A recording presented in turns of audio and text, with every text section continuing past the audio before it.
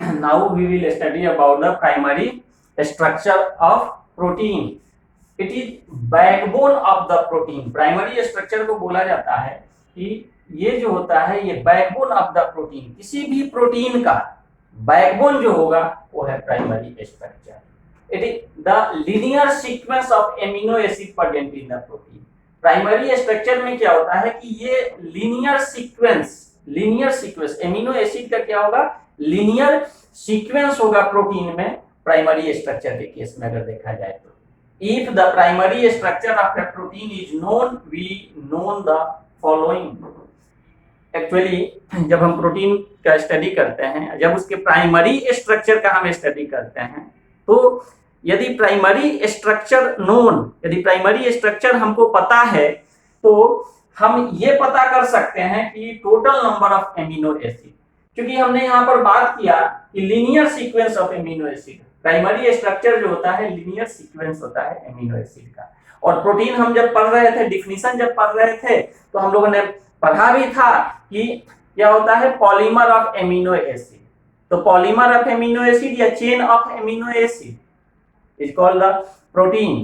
तो प्रोटीन में जो एमिनो एसिड होगा उसका सीक्वेंस क्या होता है, एक पार्टिकुलर स्पेसिफिक सीक्वेंस होता है. इसके बाद ये एमिनो एसिड आएगा, इसके बाद ये आएगा, ये आएगा.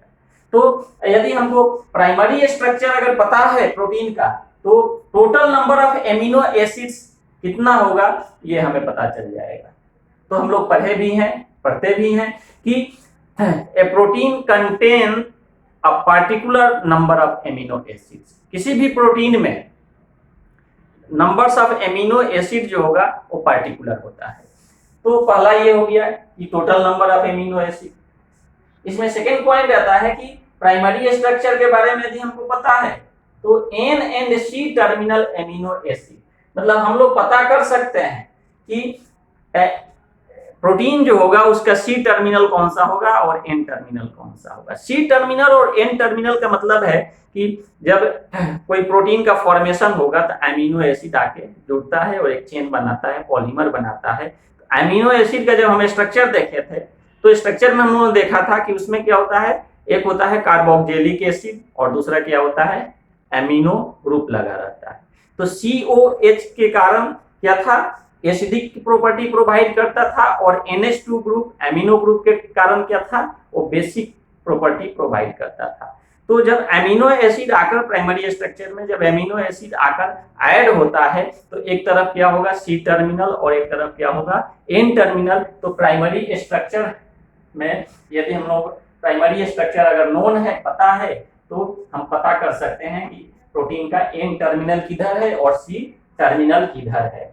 और प्राइमरी स्ट्रक्चर से ये और हमें ये भी पता चलता है कि सीक्वेंस ऑफ एमिनो एसिड का सीक्वेंस क्या है, यानी कि कौन से एमिनो एसिड के बाद कौन सा एमिनो एसिड आया हुआ है.